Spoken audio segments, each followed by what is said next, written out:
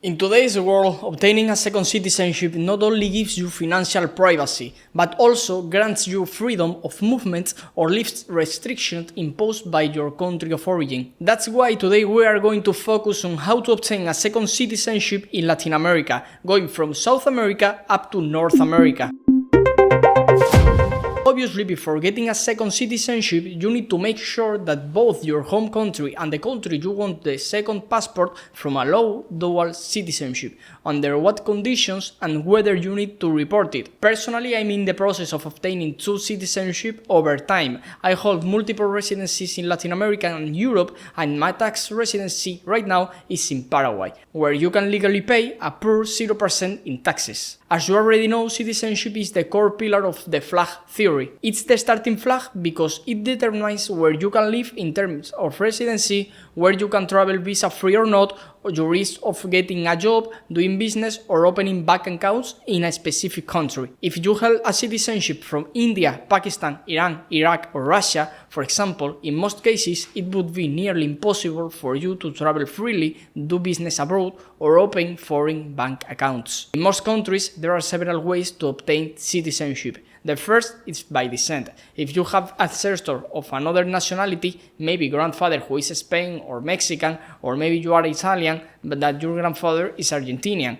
Then there is citizenship by investment. These are usually the fastest, but they require a minimum outlay of $100,000 just to give you an idea. Sometimes it's a donation, other times it's an investment held over a number of years. Third, there is citizenship by exception, a concept I have mentioned a lot in relation to Serbia, Bosnia, or Austria. Something similar was about to be introduced in Georgia, but in reality, this happens in every country in the world. Sometimes an extraordinary athlete plays in another countries and gains citizenship, or an artist performs honorable acts for the country. But today we are focusing on citizenship by naturalization. This means we are not going to spend large amounts of money, we are simply going to wait for a period of legal residency in the country in order to apply for citizenship. Often this residency period can be shortened if you have a child in the country or marry a citizen of that country, also in some cases by directly investing in a permanent residency. But as I said in this video, we are leaving investment aside. In South America, the best options, honestly, are Argentina, Brazil, Chile, Paraguay, and Uruguay. All of them are members of Mercosur and part of its migration agreement. The Mercosur migration agreement includes these countries and associated states which are gradually incorporating more, such as Panama, which just joined. So if you are a citizen of any of those countries, you can apply for temporary residency in any of the others with just your birth certificate, naturalization certificate, registration form, and criminal background check. You don't have to hold a university degree in a specific field, nor do you need a job offer in that country, nothing like that. You just need to be a citizen of a member country, and as with any residency, have no criminal record. Clearly, depending on the chosen country, it will have a better or worse reputation when applying later for visas to the United States, for example. I want to mention Chile because only requires ESTA, while Argentina requires a visa, although its rejection rate is lower than some countries not in the Mercosur but still in South America, like Colombia. A very good thing is that in most of these countries, birth tourism is possible, and this can reduce the residency requirement from 5 years to 1 or 2. Simply by having your child born in a particular place, you, your spouse, and your child can all benefit. With these countries, as I mentioned, if you are a Mercosur citizen, the process is easy. If not, you will need to meet the residency requirements of the country. For naturalization, if you come from a Spanish-speaking country, you typically won't need to take a language test except in Brazil, which speaks Portuguese. Then, during your required residency period, bear in mind that except for Paraguay, Chile, and Uruguay, the rest of the countries have terrible taxation for residents, which you must take into account. It's true that enforcement in those other countries it is not very strict in practice, but you would still be committing tax evasion, and I don't recommend that. If you are considering birth tourism, it's useful to know that you have until your child becomes an adult to claim permanent or temporary residency in Chile. That gives you 18 years in case you want to have the child in one country, live 10 years somewhere else, and then return in the 11th year to start your own naturalization process. that is indeed possible. Let's begin with Argentina because it's the fastest of all. In just 2 years of residency, you can get the citizenship. That period can be instantly shortened through birth tourism as you are granted permanent residency immediately and can then request naturalization. In fact, this month we have helped a Spanish client and his wife pursue this second option. We arranged the hospital, hotel, doctor, everything needed. If you marry an Argentina citizen, you can get residency without needing to show income. To obtain residency in Argentina as a renter, you must show income of about $1,700 per month. You can also qualify through investment. On average, it takes 5 to 7 months to get residency in Argentina. As mentioned, permanent residency can be granted instantly if you marry an Argentina citizen or have a child in the country. Otherwise, it usually takes 3 years. After 2 years of residency, you can apply for the naturalization certificate, and citizenship is usually granted in 3 months to 24 months depending on the case. In this process is case by case. It's still one of the fastest processes because you just have to wait for approval. You don't need to spend a minimum amount of time in the country to apply. However, during this waiting period, you should be in the country at least 6 months per year to avoid issues. Brazil also provides access to residency in other countries as it belongs to the community of Portuguese language countries. You could gain residency in Portugal, which is great, and even in some lesser known African nations where they mean business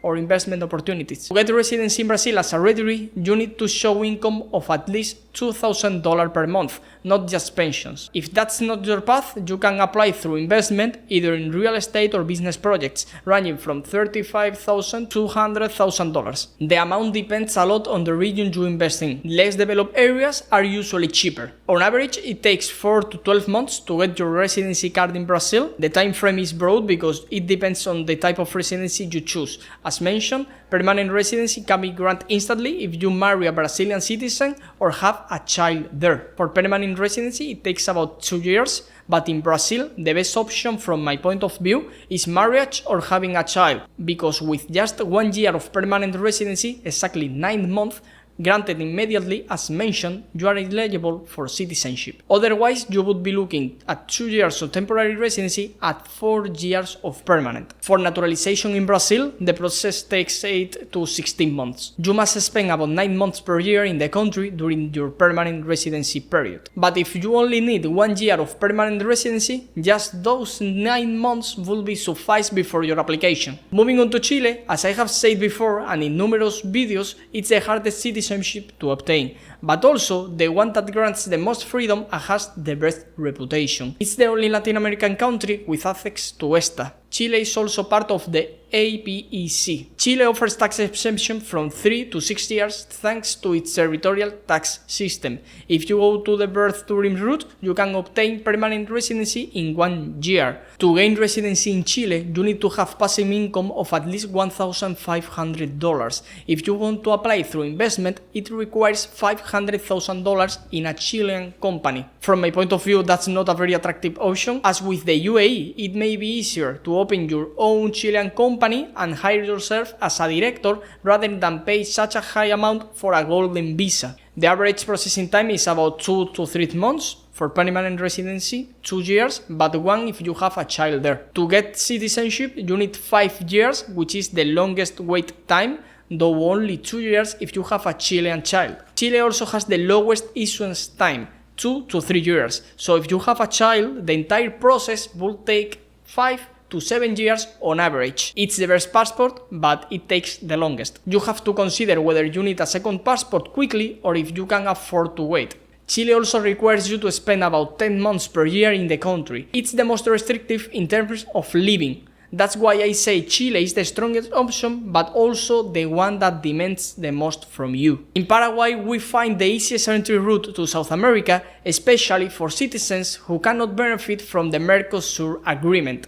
It's the only country that only requires you to have no criminal records because they don't ask for financial history, they don't require an investment. You can opt for immediate permanent residency through an investment of around $70,000, but it's not mandatory. You must present a business plan and commit to hiring at least 5 Paraguayan employees within 2 to 4 years. The average time to obtain the ID card in Paraguay ranges from 2 to 7 months. The wide range is due to whether you go through the expired process or not. To obtain permanent residency, around 2 years are needed, but for citizenship, you need 3 years of permanent residency. Having children there doesn't reduce the number of years, but it increases your chances of acceptance since it proves a stronger connection to the country. Typically around 1.5 years is expected, but it's essential to demonstrate ties to the country. Many apply for citizenship, but very few are granted it, because they don't live in Paraguay,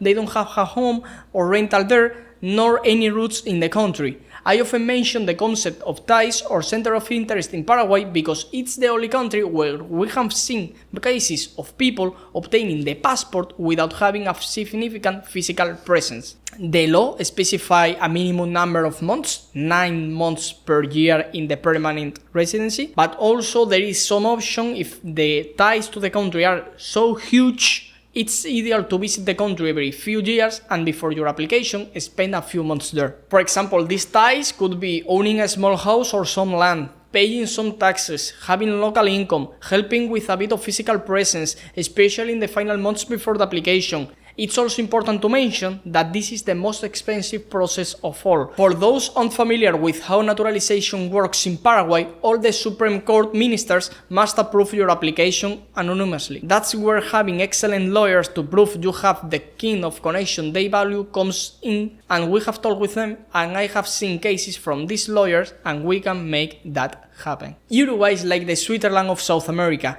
and it also has a very favorable tax regime. To obtain residency, you need to prove you have sufficient income to live in the country, approximately between $2,000 and $3,000. But this really depends on your case. If you have a spouse and 5 children, for example, your required income it might be $7,000. Uruguay typically takes about 2 to 6 months to issue the ID card, but again, it depends on how many people are already in line. First, you need to book an appointment through the Uruguayan government's website. We have had cases where the waiting time for an appointment was several months.